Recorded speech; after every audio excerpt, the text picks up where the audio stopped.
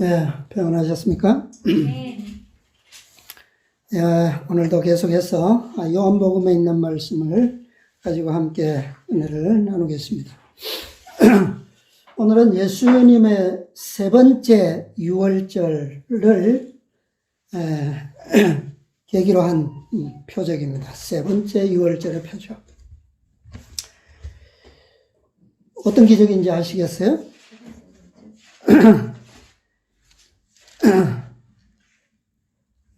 예, 요한복음 5장에 있는 말씀을 보겠습니다.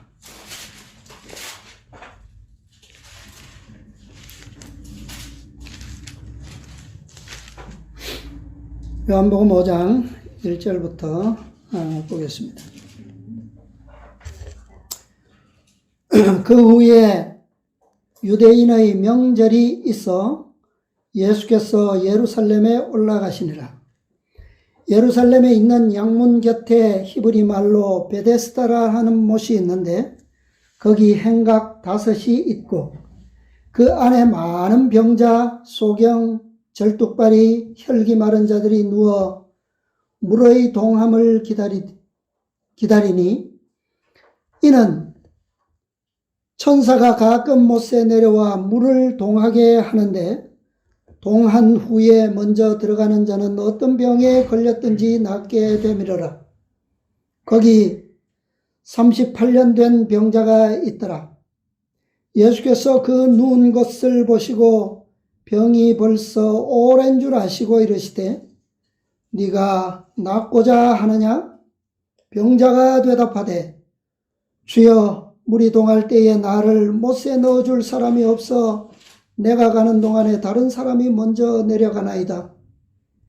예수께서 가라사대 일어나 내 자리를 들고 걸어가라 하시니 그 사람이 곧 나아서 자리를 들고 걸어가니라. 이날은 안식일이니. 네, 여기까지 보겠습니다. 자, 여기에 연못이 하나 있는데 그 연못의 이름이 뭐죠? 베데스다입니다. 저는 우리 과거에도 이 말씀을 연구한 적이 있습니다만 여기 1절에 나오는 명절은 어떤 명절이죠? 유월절입니다.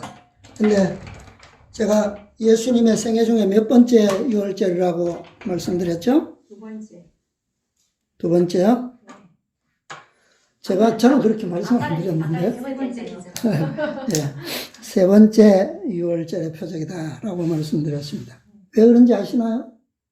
지금까지 계속 안식마다 말씀드리는데, 우리 다음 안식일 교과 주제가 예수님께서 어디에 참여하시는 주제입니까?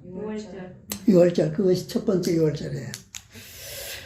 예수님의 그 공생애가 아닐지라도 12살 때의 첫 유월절부터 공생애 직전까지 많은 이 시간이 있잖아요. 그 해마다 유월절에 아마 참석하셨더라면 그에 대한 기사가 또 기록되지 않았을까요? 네.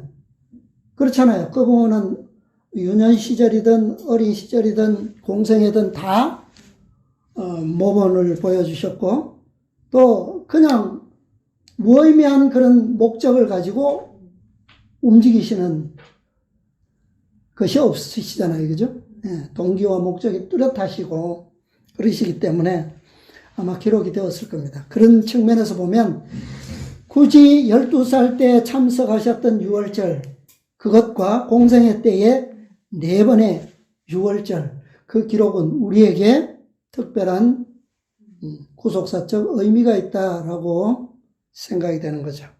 네. 자, 베데스다. 제가 써보겠습니다, 오늘은.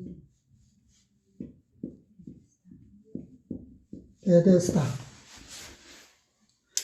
이 베데스다는 아람어로 베티스다라고 하는 그 이름을 발음으로 음력한 것입니다.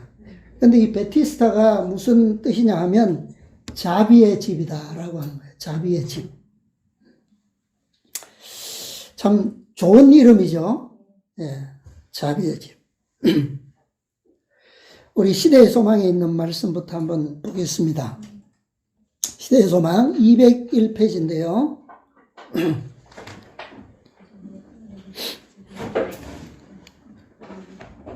제가 구속의 역사 페이지를 기록을 안 해서 모르겠습니다. 시대의 소망 201페이지입니다. 예수께서 다시 예루살렘에 오셨다. 아마 이 제목에 아마 그 페이지에 있을 것 같아요. 예수께서 다시 예루살렘에 오셨다. 예수께서는 외관상 명상과 기도를 하시는 모습으로 홀로 걸으시다가 그 못에 이르셨다. 그는 비참한 환자들이 나을 수 있는 유일한 기회라고 생각하는 시기를 기다리는 것을 보셨다. 예수께서는 당신의 치유력을 행사하셔서 모든 고통당하는 자를 건강하게 하시기를 갈망하셨다. 그러나 그날은 안식일이었다. 그래서 모든 사람을 다 하시고 싶으셨지만 그렇게 하지 않으신 이유가 뭐 때문이라고요? 그러나 그날은 왜요? 안식일은 왜 한 사람 고치는 거나 여러 사람 고치는 거나 모든 사람을 치유하시는 거나 똑같지 않습니까? 그 이유는 그 다음에 나오죠. 예. 자, 그 각자 좀 보시기 바랍니다. 자, 여기에 첫 문장에 보면 예수께서 다시 예루살렘에 오셨다. 다시 오셨다라고 하는 말씀은 어떤 의미입니까? 전에도 예루살렘에 계셨고, 그죠?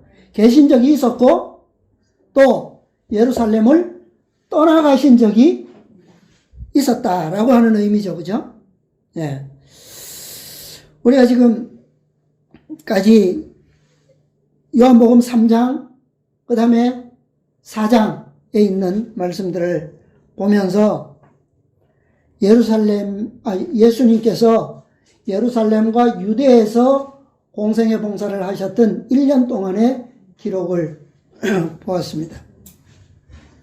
그러니까 오늘 보는 이 베데스다에 오신 이 표적은 예수님의 유대에서의 공생애의 1년 중 마지막 봉사예요. 그러니까 기록이 없어요. 성전을 정결케 하셨던 것과 그 다음에 니고데모와 담화하셨던 그 밤의 사건과 그 다음에 유대에서 거절당하시고 잠시 갈릴리로 떠나가시는 중에 사마리아에 들려서 사마리아 여인과 이틀 동안 머무셨던 것과 그 다음에 또 한 가지가 중간에 있는데 그거는 어떤 사건이냐면 요한복음 4장 43절부터 나오는 가버나움의 왕의 신하의 아들을 고쳐주신 표적이 있어요. 그 기사가 있고 그 다음에 오늘 이 5장의 베데스다의 기사가 있어요. 이것이 1년 동안 예수님께서 유대를 위해서 봉사하셨던 기록의 전부입니다. 이제 그러니까 갈릴리 가버나움에서 다시 어디로 오셨다는 겁니까? 예루살렘으로 오셨다라고 하는 거죠. 오셨을 때에 마침 어떤 절기였어요? 6월절인데 이것이 예수님의 생애의 기록 중에서는 세 번째 경험이다라고 하는 겁니다. 자, 그 다음에 요 기사에 대한 말씀을 한 문단만 더 보겠습니다. 시대의 소망 202, 203페이지. 예수님께서는 이 환자가 당신을 믿는 믿음을 활용하도록 요구하지 않으신다. 그 문단 보겠습니다. 뭐라고요? 이상하죠? 이 문장이. 예수께서는 이 환자가 무엇을요? 당신을 믿는 믿음을 뭐하도록? 활용하도록 요구하지 않으신다. 왜요? 예수님의 모든 공생애 동안에 병자들을 고쳐주신 표적에는 다 뭐가 있어요? 네, 활용하도록 하는 것이 있죠. 예. 근데 요구하지 않으신다. 그는 단순히 어떻게 해요? 일어나 내 자리를 들고 걸어가라고만 말씀하신다. 그러나 그 사람의 믿음은 그 말씀을 어떻게 해요? 굳게 붙잡는다. 모든 신경과 근육이 새로운 생명으로 전율하고 절든 그의 다리는 건강하게 움직인다. 그가 의심하지 않고 그리스도의 명령에 순종하기로 자기의 뜻을 정하자 그의 모든 근육이 그의 의지에 응답한다. 자기의 다리로 일어서면서 그는 자기가 활동적인 사람이 되어 있음을 느낀다. 이 사람이 어떤 사람입니까? 어떤 사람이에요? 38년 동안 어떻게 지냈어요? 네. 중풍병으로 누워서 지내던 사람이었어요. 이 연못에, 베데스다의 연못에 기적을 알고도 스스로 올 수 없었습니다. 그를 동정하던 사람들에 의해서 이 베데스다까지 옮겨진 사람이에요. 그런 사람이 어떻게 해요? 단순히 예수님의 한 마디의 말씀에 의해서 뭐라고 말씀하셨다고요?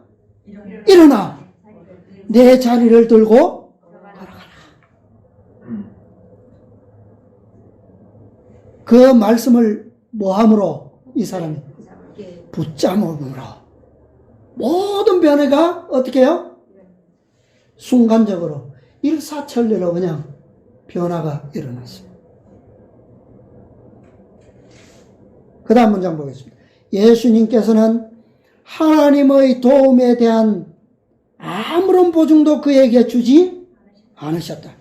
그 사람은 멈추어 의심하여 그가 나을 수 있는 유일한 기회를 놓칠 수도 있었다. 그러나 그는 그리스도의 말씀을 뭐하고? 믿었으며 그 말씀에 뭐해서? 입각하여 뭐하고? 행동하자 힘을 얻었다. 이것이 전부예요. 참 놀라운 일이죠. 예. 38년을 그렇게 살아왔다면 예수님께서 그렇게 말씀하실지라도 네가 낫고자 하느냐? 뭐 알던 사람입니까? 그런데 그는 그토록 비참하고 처참한 세월을 오랫동안 그렇게 살아온 뭐예요? 자신의 의지를 아무리 활용하고 싶어도 되지 않음을 너무나도 잘 아는 그가, 그죠? 그분의 단 한마디의 명령에 그의 믿음은 어떻게 해요? 붙잡고 믿었고 움직였어요. 네. 이것이 놀라운 결과를 이루게 된 겁니다. 자, 여기에 왜 예수님께서는 이 환자에게 다른 병자들에게는 다 믿음을 활용할 수 있는 어떤 동기를 부여하셨잖아요. 그죠? 하셨는데 이 환자에게는 그런 동기부여가 없어요. 네. 왜 이렇게 단순하게 표적을, 이적을 통해서 그를 축복하셨는가? 자, 이 사건을, 이 역사를 우리가 염두에 두면서 과거의 한 역사로 좀 돌아가 보겠습니다. 여러분들이 잘 아시는 출애굽의 역사인데요. 자, 이스라엘 백성들이 애굽을 나와서 가나안을 향해서 가는데 출애굽을 해서 요단강을 건너서 가나안에 도착하기까지 얼마의 시간이 걸렸습니까? 얼마요? 40년인데 어떤 40년이요? 40년. 이 40년은 대충 40년이 아니고 정확하게 40년이에요. 정확하게. 자, 한번 보겠습니다. 출애굽 언제 했어요? 정월. 1월 14일. 그러니까 이 정월이라고 하는 거는 제1년입니다. 그죠? 1년. 1월 14일 6월절이고 15일 출발했어요. 그죠? 예, 출발. 그 다음, 자, 이게 여호수아, 출애굽기의 기사인데, 자, 잘 아시기 때문에 넘어가고요. 자, 도착이 언제냐면 여호수아 5장 10절로 12절에 보면 나옵니다.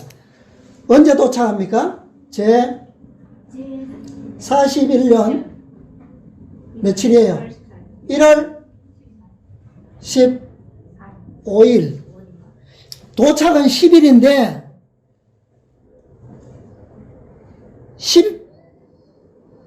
10절에 보면 이스라엘 자손들이 길갈에 진쳤고 그 달 14일 저녁에는 여리고 평지에서 유월절을 지켰고 유월절 이튿날에 그 땅 소산을 먹되 그날에 무교봉과 볶음곡식을 먹었더니 그 땅 소산을 먹은 다음 날에 만나가 그쳤으니 다음 날이 며칠이에요?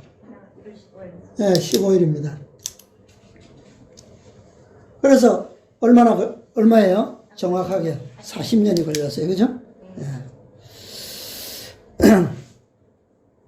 이것이 이렇게 40년 만에 약속하신 땅에 들어가는 것이 하나님의 본래의 계획이었습니까? 아니요. 본래의 계획이었어요? 그럼 뭐예요? 하나님의 본래의 계획은 뭡니까? 가래 뽑은 기별 1권 68페이지. 여러분 잘 기억하시는 말씀입니다. 들어보세요. 그리스도의 재림이 지체되는 것은 하나님의 뜻이 아니다. 하나님께서 당신의 백성 이스라엘이 광야에서 40년 동안 방황하도록 계획하신 것은 그분의 계획입니까? 아니요. 아니었다 그랬어요.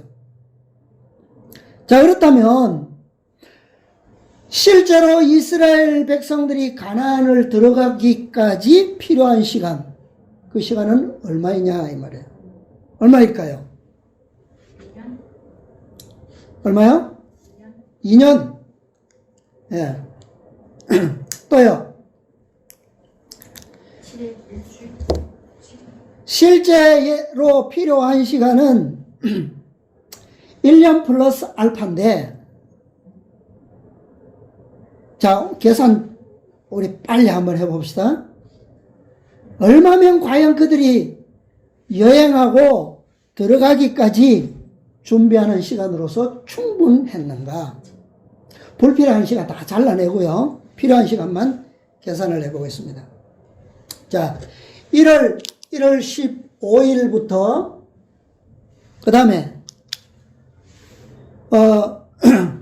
출애굽기 19장 1절에 보면 이스라엘 자손이 애굽 땅에서 나올 때부터 제3월 곧 그때에 그들이 시내 광야에 이르니라. 자, 시내 광야에서 얼마나 머물렀어요? 3월입니다. 그죠? 시내 광야. 시내산 3월.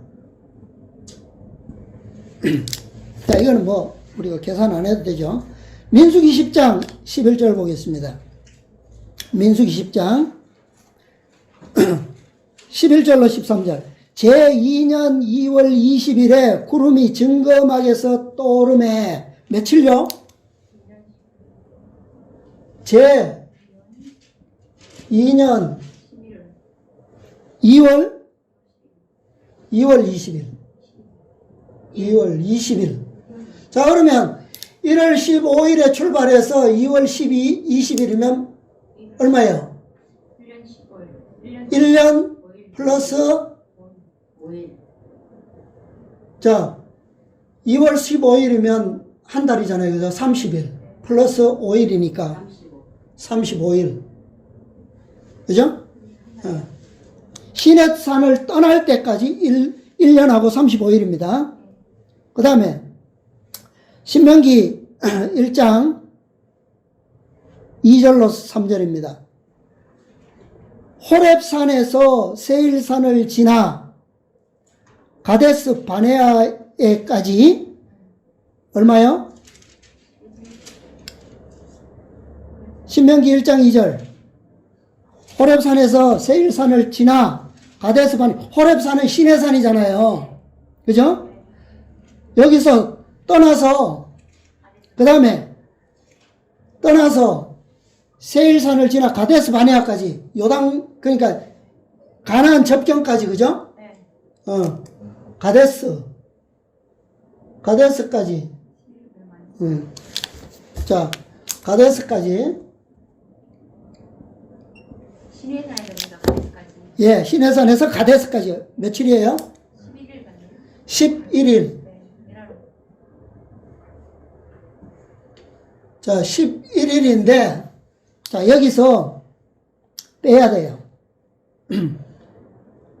얼마를 빼야 되느냐 하면 가데스까지 가는 11일 동안의 여정 가운데서 미리암이 문둥병을 앓습니다. 문둥병으로 7일 동안 지체해요. 그게 민수기 12장의 기사입니다. 그러면 11일에서 빼기 7일을 하면 4일. 4일이죠. 그죠? 4일. 시내산에서 가데스까지 4일밖에 안 된다는 거예요. 4일. 그러니까 행진 1시간은 4일이에요. 그 다음에, 자, 가데스에서 뭐 하러 갑니까? 정탐 가죠. 정탐 얼마나 걸려요? 40일. 40일.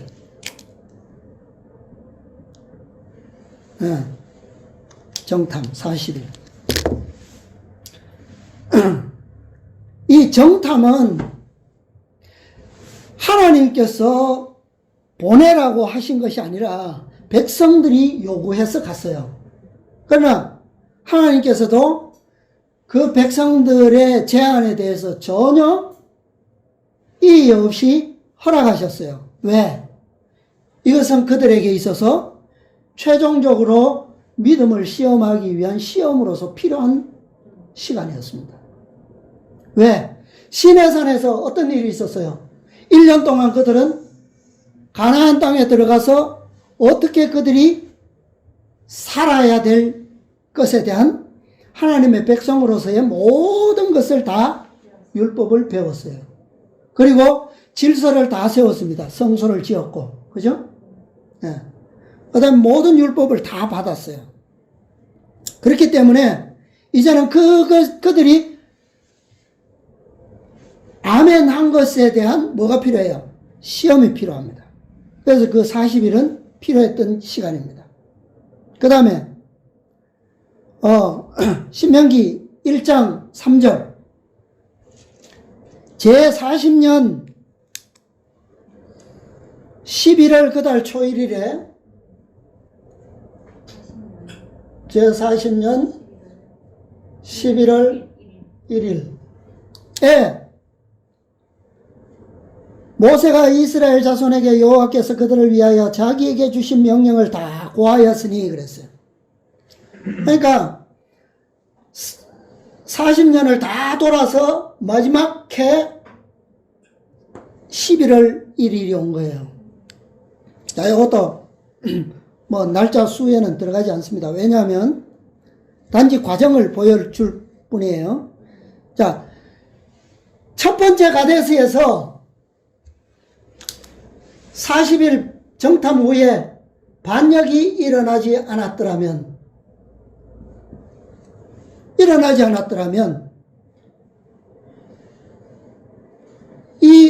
이 날짜가 필요가 없어요.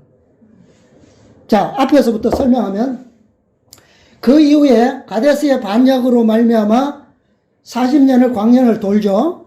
돌면서 돌아서 왔어요. 와서 이 가데스에 두 번째 가데스에 도착했을 때 미리암이 죽습니다. 그 다음에 무리바 사건이 있고요. 그 사건으로 인해서 아론이 죽어요. 그 다음에 모압 땅을 돌아가면서, 아모리 땅을 돌아가면서 노뱀 사건이 일어나요. 그 다음에 아모리 왕 시온과의 전쟁이 있고요. 그 다음에 북쪽으로 바산 왕 옥과의 전쟁이 있고요. 최종적으로 요단 변경에서 바알부올의 배도의 사건도 있습니다. 근데 이 모든 것은 가데스에서 반역이 일어나지 않았더라면 필요 없는 사건들이에요. 다 필요 없는 사건들이에요. 자, 그 다음에 여기서 방금 3절에 본 11월 1일 그달 초일일에 백성들에게 모세가 하나님의 율법을 다 명령을 고하였으니 이 사건도 사실은 필요 없어요. 왜? 1년 동안 있으면서 이제 막 그거 배우고 출발한 게 여기야. 그죠? 예. 그 같은 지점에 왔단 말이에요. 그러면 한 가지 문제가 있는데 그것은 뭐냐 하면 이스라엘 백성들이 요단강을 건너서 들어가서 가장 첫 번째로 무너뜨린 성읍이 어디예요? 여리고. 여리고에서 누가 구원받습니까? 기생 라합과 그의 가족들이 구원을 받아요. 자, 이 구원에 대한 문제가 숙제가 있어요. 근데 문제가 될 거 없습니다. 왜요? 가나안에서 유일하게 구원받았던 이 라합, 이 사건이 없었더라면 다른 방법을 통해서 그의 믿음은 시험을 받았을 것이고 하나님께서는 그를 어떻게 해요? 구원하셨을 거예요. 방법이 달라졌을 거라는 거죠. 그죠? 네. 그래서 만약에 처음 가데스에서 40일 정탐이 끝났을 때 갈렙과 여호수아처럼 하나님의 인도와 섭리를 믿음으로 받아들였더라면 이 모든 사건은 사실은 필요 없다는 거예요. 그죠? 예. 되는 시간이에요. 필요 없는 시간이에요. 그러면 자, 여호수아 아까 읽었던 1장 10절에 가면 이제 여호수아가 요단 건너기 직전입니다. 여호수아 1장 10절. 이에 여호수아가 백성의 유사들에게 명하여 가로되 진중에 두루다니며 백성에게 명하여 이르기를 양식을 예비하라. 며칠 안에? 3일 안에 너희가 이 요단을 건너 너희 하나님 여호와께서 너희에게 주사 얻게 하시는 땅을 얻기 위하여 들어갈 것임이니라. 여기 며칠이 나와요? 3일. 그 다음에 1월 10일에 길갈에 진을 쳤고 여호수아 4장 19절입니다. 그 다음에 1월 14일에 유월절을 지켰고 15절에 그 땅의 소산과 함께 무교봉을 먹었고 16일에 만나가 그쳤어요. 며칠 지났습니까? 6일. 10일에 길갈에 진을 쳤고 6일에 만나가 그쳤어요. 그죠? 자, 그러면 이거 다 더하면 며칠이에요? 1년 35일, 4일, 40일, 39일, 79일, 82일, 88일. 그죠? 이게 뭐예요? 이 시간이 실제로 가나안에 들어가기 위해 필요했던 시간이다. 그러니까 곧장 그들이 가데스에서 반역하지 않았더라면 여호수아와 갈렙의 말을 듣고 믿음으로 전진했더라면 약 15개월 내에 가나안 땅에 들어가 있었을 것이다 라고 하는 거예요. 왜요? 그들은 이미 필요한 믿음을 어디에서 다 배웠습니까? 가나안 정착을 위한 모든 준비는 홍해를 건너므로부터 이미 배우기 시작했어요. 그죠? 예. 하나님께서 그 약속을 어떻게 성취할 것에 대한 모든 것을 증거를 받았어요. 그때부터. 그 홍해에서 시내산에 도착, 3월 달에 도착하기까지 많은 사건들이 있었고, 그 어려움의 위기 때마다 하나님께서는 당신의 능력을 보여주셨어요. 그죠? 네. 그러니까 시내산에 와서 이 모든 것을 배운 다음에 뭐 했어요? 백성들을 출발하면서 이 2월 20일 출발하기 직전에 뭐 했습니까? 백성들을 계수하는 일이 끝났어요. 이게 끝났기 때문에 뭐 할 수 있었습니까? 진행을 할 수가 있었어요. 네. 그러니까 그렇다면 가데스 반역으로부터 광야를 돌아서 다시 가나안 접경인 두 번째 가데스에 오기까지 얼마가 걸렸다고요? 1년 15개월을 빼면 40년에서 몇 년입니까? 38년 플러스 몇 개월? 3개월 빼면 한 9개월, 그죠? 그러니까 38년 반이 넘는 시간이 흘렀다는 거죠. 이것은 하나님의 계획이 뭐라는 거예요? 아니었다. 아니다라고 하는 거예요. 그러면 하나님의 계획은 뭡니까? 호세아 선지자에 보겠습니다. 392페이지.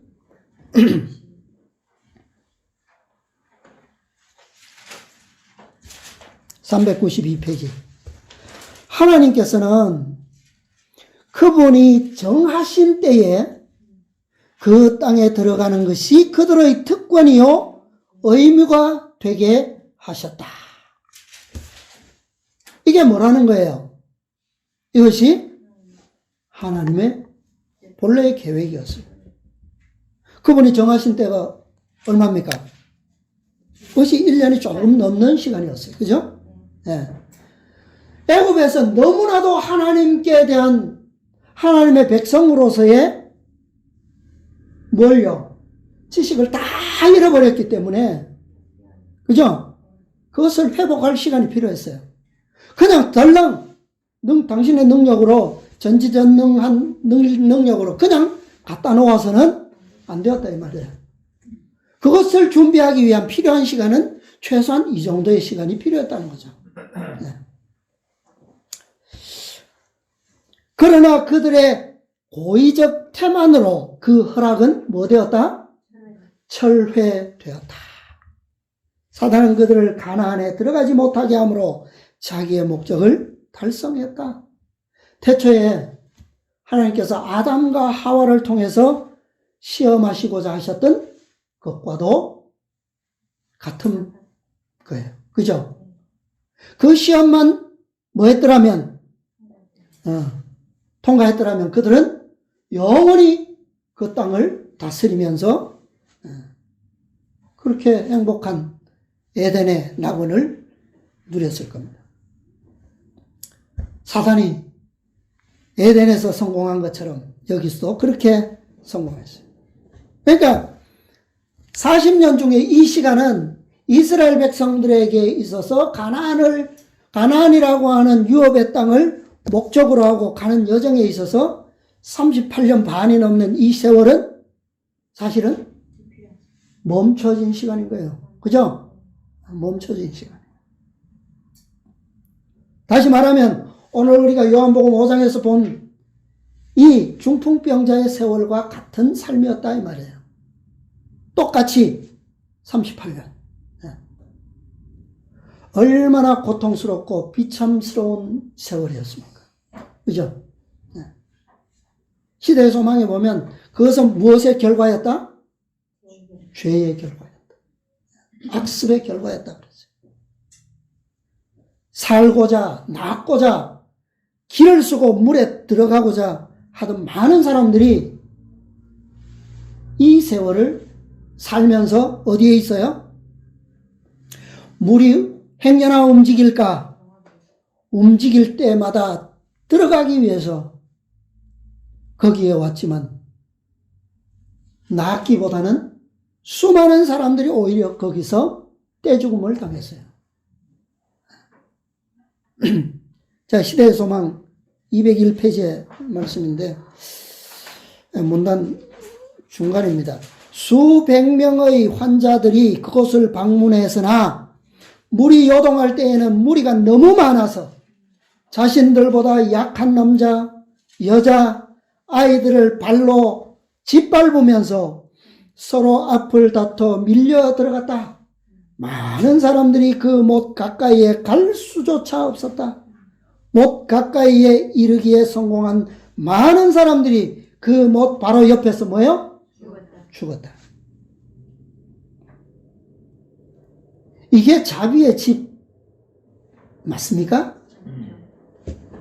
참 비참하죠?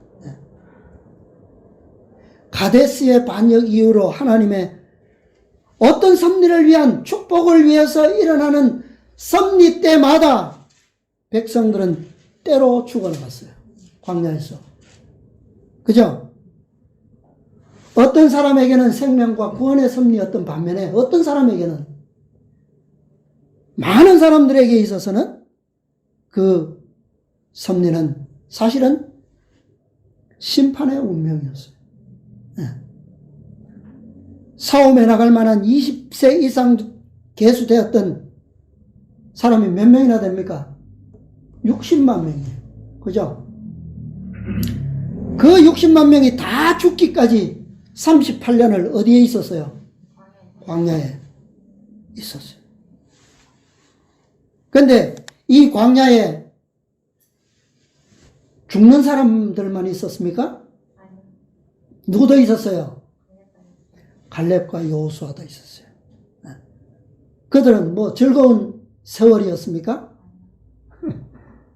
보조화 선지자 391페이지 391, 392 이어지는 문단입니다. 이스라엘 백성이 40년 동안 가나안에 들어갈 수 없다는 하나님의 명령은 모세와 아론은 물론 갈렙과 여호수아에게도 참으로 쓰라린 실망이었다. 그러나 그들은 어떻게 해요? 한마디의 불평도 없이 하나님의 뜻을 받아들였다. 그들도 있었어요.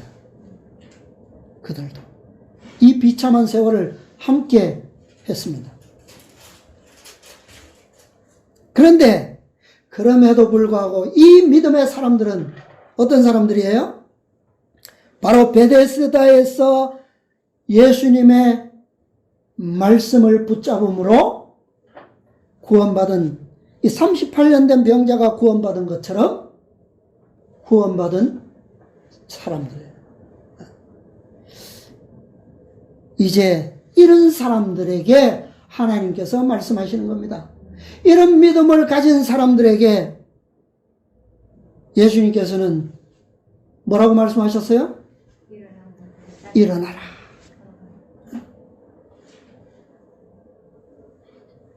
자, 신명기서 신명기 2장입니다.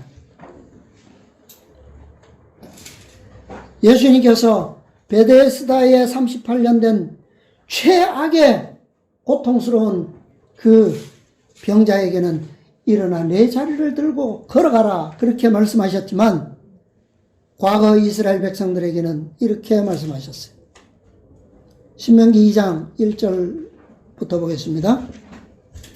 우리가 회정하여 여호와께서 내게 명하신 대로 홍해길로 광야에 들어가서 여러 날 동안 세일산을 두루 행하더니 이 여러 날 동안이 얼마입니까? 이것이 바로 38년이에요. 어디를 돌았다고요? 세일산. 세일산이 어딥니까? 나중에 나오니까. 여호와께서 내게 고하여 이르시되 너희가 이 산을 두루 행한 지 오래니 어떻게 하라고요 이제? 돌이켜 북으로 나아가라. 세일산은 가나안 땅을 기준으로 보면 어느 쪽입니까? 동서남북? 남쪽이에요. 남동쪽인데 남남동 쪽입니다. 그런데 지금 돌이켜서 어디로 가라고요? 반대로 북으로 가라. 13절부터 이제 너희는 일어나서 세렛 시내를 건너가라. 이 세렛 시내는 어디냐면 아까 지도 그리셨죠? 지도에 보면 예루살렘 옆에 보면 이 사해가 이렇게 길게 있어요. 그죠? 요단강이 이렇게 쭉 있고 예루살렘은 여기쯤 있네요. 세렛 시내는 어디쯤이냐면 이 쭉 내려가면 여기 이제 홍해 아카바만이 이렇게 있습니다. 여기 이 사해로 들어가는 개천이 있어요. 세일산이 여기 있고요. 세일산. 이게 세렛 시내입니다. 사해 밑에 있네. 예. 사해 밑에. 예? 사해 밑에 이쪽이네. 예, 사해 밑에. 예, 사해. 그러니까 가데스 바네아가 여기 어디 있겠죠? 돌다가 38년을 돌다가 이제는 북쪽으로 돌이켜 이 시내를 건너가라는 거예요. 건너가라는 것은 뭐예요? 이 가나안 땅을 들어가기 위한 새 출발이죠. 건너가라 하시기로 우리가 세렛 시내를 건넜으니 가데스 바네아에서 떠나 세렛 시내를 건너기까지 몇 년이에요? 38년 동안이라. 이 때에는 그 시대의 모든 군인들이 여호와께서 그들에게 맹세하신 대로 진중에서 다 뭐 했어요? 멸절되었나니 여호와께서 손으로 그들을 치사 진중에서 멸하신 거로 필경은 다 멸절되었느니라.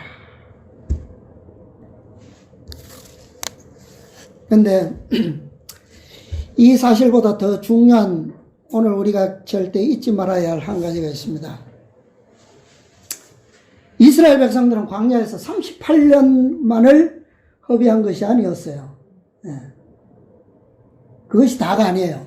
이게 이 38년. 왜 그러냐면 여기서 들어가죠.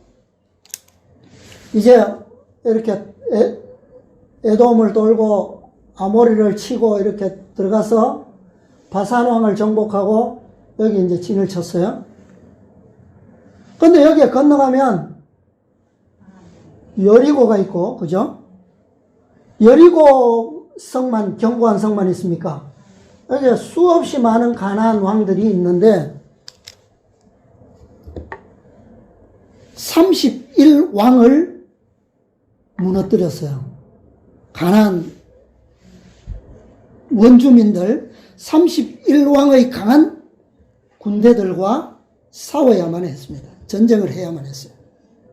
그리고 가나안을 점령하는데 몇 년이 걸렸느냐면 5년이라고 하는 시간이 걸렸어요.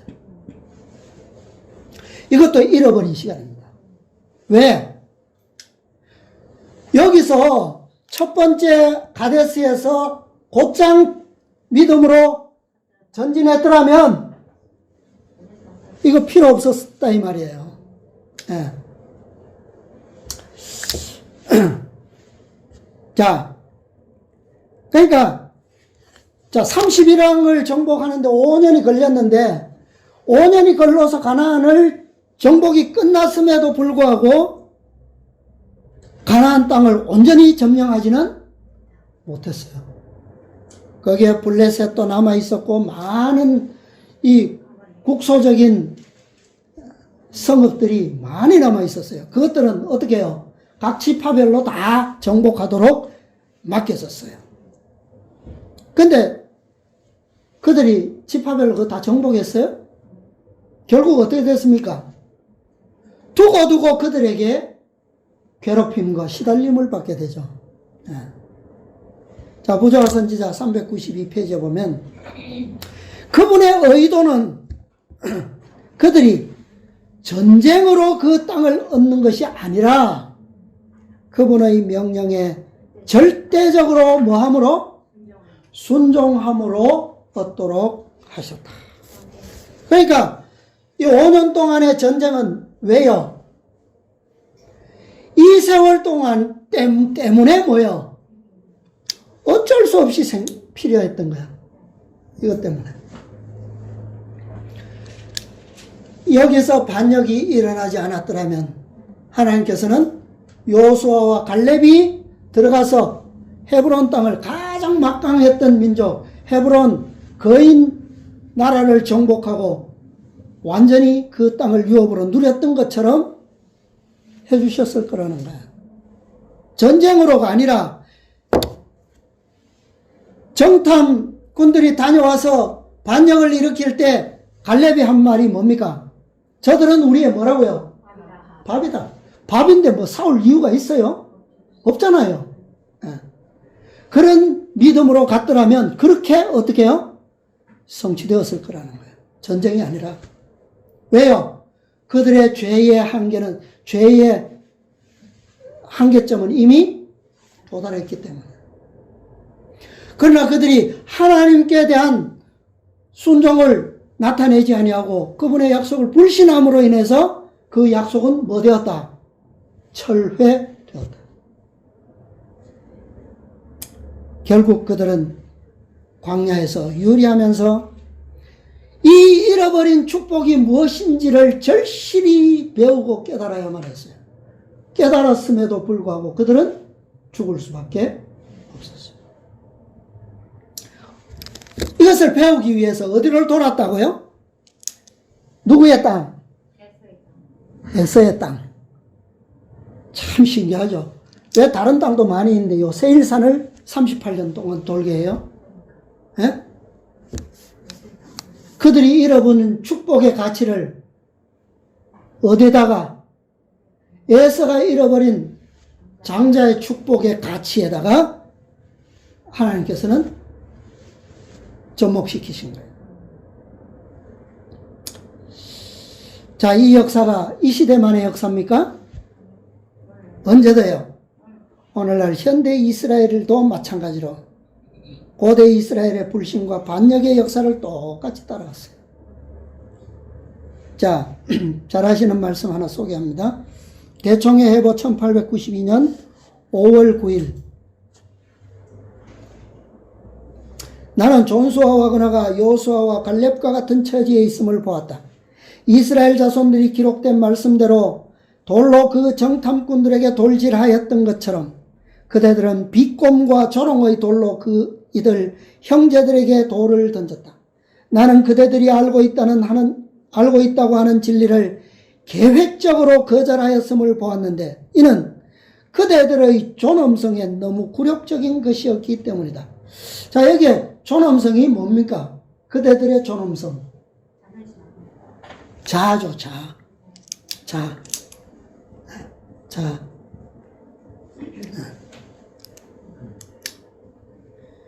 나는 그대들 가운데 어떤 사람들이 그대들 장막 속에서 이들 두 형제들을 조롱하여 모든 방법으로 놀려대고 있는 것을 보았다. 나는 또한 만일 그대들이 이 기별을 받아들였더라면 우리는 그 날로부터 언제요? 2년 후에 하늘왕국에 있었을 것임을 보았다. 그러나 이제 우리는 광야로 돌아가서 40년 동안 거해야만 한다. 여기서 1년 35일이잖아요. 그죠? 1년 35일 지나서 들어갔더라면 40일까지 해야 되니까 자, 요 기간 안에 들어갔더라면 뭐가 필요 없어요? 38년이 필요 없는 것은 물론이고 이것도 필요 없고 또요 시달리고 결국 2번씩이나 망하게 되는 그런 불행한 역사도 있을 필요가 없죠. 재림교회도 1888년에 기별을 불신하고 거절한 이후로 1914년에 그 열매를 거두죠. 그리고 1888년으로부터 37년이 지난 1925년에 그들은 하늘 가나안의 유업을 위한 사명을 더 이상 유지하지 못하고 누구에게요? 개혁운동에게 넘길 수밖에 없었습니다. 이제 이 기별은 새롭게 새로운 남은 교회를 통해서 세상에 증거되어야 합니다. 믿음으로 준비된 백성들에게는 가나안이 며칠이면 갈 수 있다고요? 일주일이면 갈 수 있는 길이에요. 여호수아와 갈렙 같은 사람들이 이 백성들의 주류를 이루고 있었더라면 일주일이면 들어가는 길이에요. 일주일. 근데 그 길이 다시 어떻게 된 겁니까? 다시. 우리가 돌아오기는 했지만 또 여기서도 또 다시 또 오는 그런 일이 있기는 했지만 그러나 이제는 우리가 어디로 분명히 가고 있는 겁니까? 북으로 분명히 향하고 있다라고 하는 사실이에요. 진실로 말씀을 믿었다면, 진실로 구원을 얻었다면, 진실로 이 병자처럼 고침을 받았다면, 진실로 그 말씀을 붙잡고 일어나 내 자리를 들고 걸어가라 라고 하는 그 말씀에 응답받은 사람이라면 진실로 베데스다. 자, 이 베데스다가 그냥 베데스다가 아니죠. 영어로 쓰면 베데스다.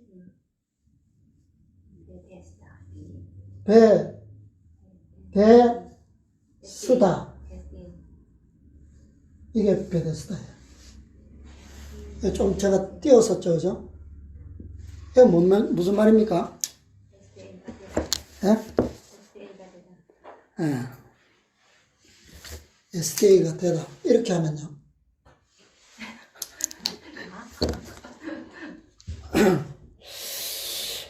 SDA가 되라라고 하는 거죠. 예, 되라.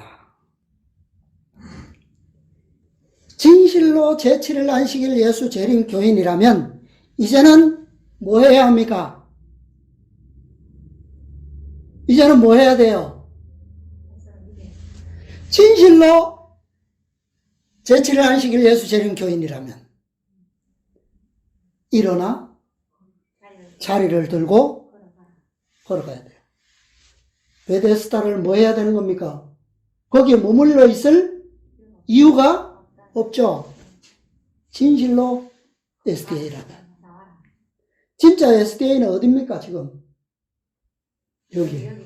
그죠? 여기. 그리스도께서 그렇게 말씀하시는 거예요. 일어나 내 자리를 들고 걸어가라. 네. 지금까지 베데스다는 수없이 많은 사람들이 날마다 고침을 받겠다는 소망을 가지고 연못가에 기어와서 이 행각에서 밤을 새웠어요. 행각이 몇 개가 있었다고요? 5개. 5개의 행각을 의지하고 비를 피하면서 이슬을 피하면서 있었지만 결국은 낫지도 못한 채 죽음의 장소가 된 곳이 바로 여기에요. 오늘날 SDA는 뭐예요? 이름뿐인 베데스다입니다. 그렇죠? 네. 이름뿐인 자비의 집이에요. 진실로 모든 사람에게 구원과 복음이 되는, 진실로 너희를 자유케 하는 자비의 집. 그 베데스다는 그리스도께서 말씀하신 그대로의 진리가 살아있는 곳, 그곳이죠. 네, 그곳. 네. 우리도 역시 38년 동안 걸을 수 없었던 불신의 병자였고 반역의 병자였어요. 네. 그러나 그리스도께서 우리에게 이제 말씀하시는 거예요. 계시록 18장에 우리에게 어떤 음성을 주셨습니까? 4절. 또 내가 들으니 하늘로서 다른 음성이 나서 가로되 내 백성아 거기서 나와 그의 죄에 참여하지 말고 그의 받을 재앙들을 받지 말라. 그 죄는 하늘에 사무쳤으며 하나님은 그의 불의한 일을 기억하신지라. 자, 이 천사의 기별과 운동이 어느 천사의 사업과 연합되었습니까? 몇째 천사와? 예? 둘째 천사요? 계시록 18장 4절 5절 천사의 사업이 몇째 천사와 연합했다고요? 둘째 천사. 예. 자, 초기문집 277페이지. 조금만 더 하겠습니다. 두 번째 문단인가요? 천사들이, 이 천사들은 누굽니까? 계시록 18장 4절의 천사들이에요. 그 힘센 천사를, 이 천사는 누굽니까? 18장 1절의 넷째 천사죠. 우리가 일컫는 천사를 돕기 위하여 하늘에서 날아왔으며 나는 사방에서 들려오는 소리를 들었다. 내 백성아 거기서 나와 그의 죄에 참여하지 말고 그의 받을 재앙들을 받지 말라. 그 죄는 하늘에 사무쳤으며 하나님은 그의 불의한 일을 기억하신지라. 이 기별은 밤중 소리가 1844년에 있었던 둘째 천사의 기별에 포함되었던 것처럼 이 기별은 몇째 천사의 기별에? 셋째 천사의 기별에 추가되는 것 같았다. 자, 여기서 이 천사의 기별은 거기서 나와 그랬어요. 자, 여기서 말하는 거기는 어디입니까? 어디예요? 거기서 나오라. 그에 죄에 참여하지 말라. 바벨론 교회인데 그 바벨론은 어디예요? 자, 그 위에 문단인가요? 둘째 천사가 말한 바벨론의 무너짐에 대한 기별은 1844년 이후에 교회가 처하여 온 타락상을 재차 지적하면서 반복되었다. 자, 1844년 이후에 교회들 어떤 교회입니까? 뭐 개신교회도 말할 수 있죠. 근데 여기 이 말씀만 보면 꼭 재림교회를 포함한다라고 하기에는 좀 부족해요. 그죠? 아닐 수도 있잖아요. 왜? 이후에도 개신교회들이 타락해온 타락상을, 더 깊어진 타락상을 말할 수 있잖아요. 그죠? 자, 그러면 다른 말씀 보겠습니다. 대쟁투 603페이지.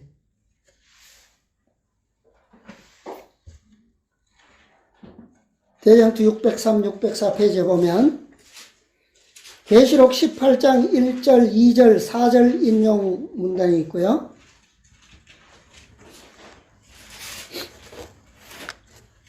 있습니까? 야, 그 다음 문단 보겠습니다. 그 인용 다음. 이 성경절은 그 위에 있는 성경절이죠. 계시록 18장 1절, 2절, 4절. 계시록 14장의 둘째 천사가 선포한 바벨론이 무너졌다는 기별이 언제요? 반복하여 전해지는 때를 가리켜 준다. 관로하고 계시록 14장 8절 참조. 그리고 그것은 1844년 여름에 그 기별이 처음 선포된 이래 그 이후로 바벨론을 구성하고 있는 어떤 단체요? 모든 단체에 침투된 타락의 상태를 어떻게 해서? 첨가해서 말해준다. 여기에는 종교교의 두려운 상태가 묘사되어 있다. 자, 여기에는 이 문단은 어때요? 재림교회도 포함할 수 없다라고 볼 수 있습니까? 여기도? 예. 여기에는 바벨론을 구성한 모든 단체에 침투된 타락의 상태. 자, 그러면 자신있게 지금 SDA는 침투되지 않았다. 바벨론의 상태가. 그렇게 말할 수 있어요? 네. 여기에는 종교계의 두려운 상태가 묘사되어 있다. 왜요? 진리를 뭐 할 때마다? 거절할 때마다 사람의 마음은 더욱 어둡고 더욱 완고해져서 그들은 마침내 대담한 불신으로 무장하게 된다. 이게 뭐예요? 이게 바벨론화되는 거 아닙니까? 뭘 무시하는 거예요? 진리를 거절하는 거. 이것보다 더 큰 바벨론의 증거가 있습니까? 그들은 하나님께서 주신 경고를 무시하여 10계명 중 한 계명을 계속해서 범하고, 자, 여기서 지적하고 있는 10계명 중 한 계명 뭡니까? 안식일. 안식일 교인이 안식일을 무시한다? 말이 돼요? 범한다? 말이 됩니까? 왜? 근데 무엇으로 우리는 이것이 말이 되는 걸 알 수 있어요? 누구를 보면? 안식일을 가장 철저하게 준수하는 사람이 누구예요? 유대인들이에요. 예수님 당시에 유대인들, 그죠? 오늘 안식일을 가장 철저히 지킨다고 주장하는 사람들인데, 진짜 안식일을 지키는 누구를요? 예수님을 보고 뭐 했어요? 박해했어요. 그리스도께서는 당신의 말씀과 당신의 백성에게 과해지는 멸시를 통하여 무시당하신다. 강신술의 교훈이 교회에 용납되고, 뭐 아직까지는 강신술이 들어왔다고 할 수 없겠죠. 그러나 점점 진리를 거절함으로 인해서 결국은 어떻게 된다 그랬어요? 결국은 이 안식일을 계속해서 범하게 되고 거룩히 지키는 사람들을 박해하게 되고 결국은 뭐예요? 마침내 이 강신술이 들어오게 된다는 거죠. 변화되지 못한 사람의 마음을 붙들고 있던 제재가 사라지면 신앙의 고백은 가장 비열한 죄악을 숨기기 위한 구실이 될 것이다. 강신술의 이적을 믿는 신앙은 미혹하는 영과 마귀의 가르침이 들어올 수 있는 문을 열어주게 될 것이므로 악한 천사들의 가마를 교회 안에서 느끼게 될 것이다. 그러나 때는 이미 늦었죠. 그러므로 지금 이 계보는 언제 외쳐져야 됩니까? 언제 누구에게요? 어디에요? 베데스다예요. 베데스다에 누가 있다고요? 아직도 진실된 베데스다인들이 있다는 거예요. 그죠? 그들을 불러내야 됩니다. 일어나 내 자리를 들고 걸어가라. 이 계명은 바로 안식일 교인들을 위해서 이 표적은 일어난 거예요. 네. 그들에게 뭐요? 헛된 쓸데없는 희망 가지고 그곳에 있지 말라는 거예요. 네. 이 사건 때문에 예수님께서는 공식적으로 유대인들로부터 거절당하셨어요. 산헤드린 회의에서 공식적으로 배척당하셨습니다. 이것이 유대 봉사의 마지막 봉사가 된 것이에요. 이 표적은 바로 5 유월절 중에서 3번째 유월절과 관계된 중요한 사건입니다. 셋째 천사의 기별과 관련된 마지막 5째 천사의 기별. 이 기별은 바로 베데스다를 향한 기별이에요. 그리스도 우리의 의의 기별. 말씀만을 믿는 믿음만이 짐승과 접전해서 이길 수 있고 셋째 천사의 승리의 유업을 얻게 될 것입니다. 이 기별 위에 우리가 더욱 굳게 설 뿐만 아니라 정말 이 기별에 아직 어두운 가운데 있는 영혼들, 그들을 정말 자비로운 그리스도의 모본을 배워서 그분께서 하셨던 것처럼 믿음을 활용하라라고 하는 것이 필요 없어요. 왜요? 이미 다 알고 있어요. 다 알고 있어요. 단지 뭐만 필요합니까? 그들이 오늘 만나 제목처럼 뭐 하기만 하면, 순종만 하면 거기에 뭐가 따른다고요? 힘과 능력이 따르게 될 것이라고 그랬어요. 우리가 이 일을 위해서 우리가 이 빛을 받았고 또 우리의 사명입니다. 우리 모두 함께 주님의 믿음으로 또 주님의 이름으로 담대하게 일어나서 정말 죽어가는 베데스다의 영혼들을 위해서 함께 기도하시고 또 함께 협력하여 정말 예수님께서 그 악한 나사렛에 사셨지만 그분의 그 말씀이나 그분의 찬미로 인해서 거절될 수 없는 감화가 있었습니다. 그거 왜 그렇습니까? 왜 그래요? 세상에 아주 정말 예수 예자도 싫어하는 그런 사람들이 있어요.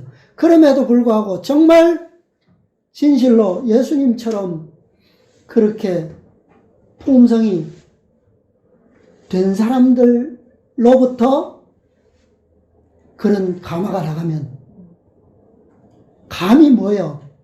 거절할 수 없는 게 느껴지죠. 그죠? 그들은 그것을 저항하지 못해요. 그것처럼 하나님께서는 우리에게 이렇게 준비되기를 원하십니다. 함께 주님의 은혜를 풍성히 받으시고 성령의 감화를 통하여 우리가 충만한 데까지 자라나셔서 이 일을 우리 모두 함께 성취하시게 되기를 바라면서 오늘 말씀을 마치겠습니다. 아멘.